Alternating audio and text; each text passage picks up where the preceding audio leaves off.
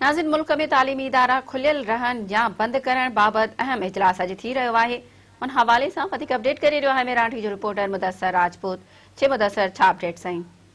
जी, जीअं त तालीमी इदारा मुल्क जा अॼु बंदि करण या न बंदि करण जे हवाले सां फ़ैसिलो 11:30 बजे वफ़ाक़ी वज़ीर तालीम शफ़क़त महमूद जी सदारत में हिकु आला सतह इजलास में थींदो।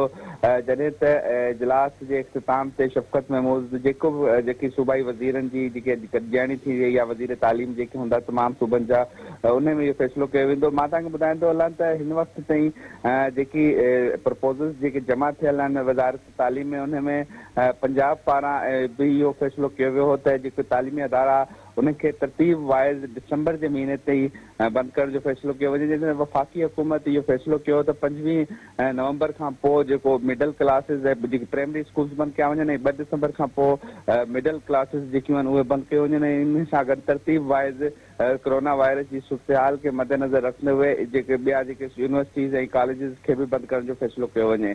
पर अॼु जेको 11:30 बजे फ़ैसिलो थी रहियो आहे, उन में इहे 3-4 प्रपोज़ल आहिनि जंहिंमें शिफ्ट वाइज़ स्कूल खोलण जो फ़ैसिलो ऐं शिफ्ट वाइज़ अगरि उनखे बंदि करिणो आहे उनजी तरतीब जो फ़ैसिलो ऐं SOPs ते अमल दरामद कराइण जो फ़ैसिलो बि अॼु इन इजलास में कयो वेंदो। सूबनि पारां तजावीज़ त ठाही वयूं आहिनि ऐं उहे जमा थींदियूं आहिनि ते ई गौर विचार कयो वेंदो। ऐं 12:30 बजे ज़रिए मूजिबि शफ़क़त महमूद हिकु प्रेस कॉन्फ्रेंस ज़रिए जेको आला सतह इजलास थी रहियो आहे वज़ारत तालीम में, उन इजलास जे फ़ैसिलनि बाबति आगाह बि कंदो। जी मुदस्सर, अवां जी महिरबानी।